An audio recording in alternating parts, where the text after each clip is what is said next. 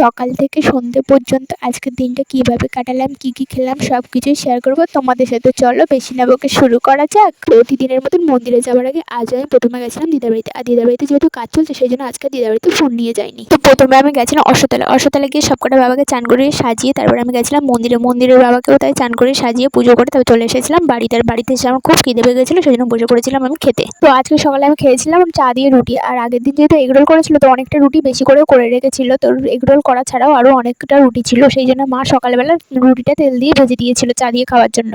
তারপর দেখি বাড়িতে একটু বাদাম ছিল, কারণ আগের দিন যেহেতু এগরোল করা হয়েছিল কিছুটা বাদাম ছিল, তো সেই জন্য বাদামগুলো নিয়ে বসে পড়েছিলাম আমি খেতে।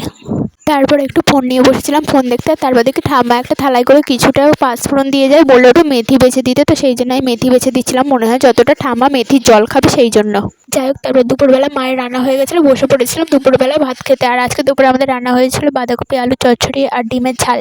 মাত্রই শুরু হলো ফুলকপি আর বাঁধাকপি খাওয়া। কিন্তু হ্যাঁ, ফুলকপিটা কিছুদিন খাওয়ার পরে আমার আর খেতে ভালো লাগে, কিন্তু বাঁধাকপিটা আমার খেতে খুব ভালো লাগে, সে যখন রান্না করুক না কেন।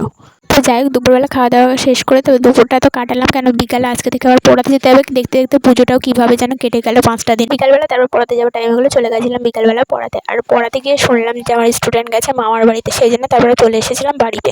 বাড়িতে এসে কিছুক্ষণ পরে দেখি বাবাও কাজের থেকে বাড়ি এসে যায়, কিন্তু বাবা আজকে যেহেতু বিকাল থাকতে বাড়ি এসেছিলো সেই জন্য কোনো খাবার আনি, সেই জন্য ফুচকা খাওয়ার জন্য টাকা দিয়ে যায়। সেই জন্য আমরা 3 বোন মিলে গেছিলাম ফুচকা খেতে। বদ্দি আর মেজদি ওখানে দাঁড়িয়েই ফুচকা খেয়েছিল, কিন্তু আমি বলেছিলাম না, আমি বাড়িতে নিয়ে যাবো, সেই জন্য আমার জন্য মার জন্য বাড়িতে নিয়ে এসেছিলাম। সাথে আবার মেজদি বললো আমার জন্য একটু বাড়িতে নিয়ে যাস। আর বদ্দি তো ওখানে মেজদির সাথে দাঁড়িয়ে ফুচকা খেয়েছিল, আর বাড়িতেও আবার চুরমুর এনেছে। আসার পরে আজকে সবকটা ফুচকায় মেজদি আলু ভরেছে। রকি তো এদিকে টক জল দেখিয়ে বললো আমি এটা খাই। তো যাই হোক, ও এখন শুকনো ফুচকা নিয়ে বুঝতে পারছে না যে আলু দিয়ে খাবে না টক জল দিয়ে খাবে। কি ভাবতে থাকুক, এদিক থেকে আমি খাওয়া আরম্ভও করে দিয়েছি। তো বিসর্জনের দিনে আমি ফুচকা খেয়েছি, কিন্তু আমার ভাব দেখে কেউ বলবে না যে আমি আগের দিনে ফুচকা খেয়েছি। মানে রোজ রোজ ফুচকা হলেও ভালো হয় এমন একটা ব্যাপার। তো আজকের জন্য এতটুকুই, দেখা হচ্ছে নেক্সট ব্লগে।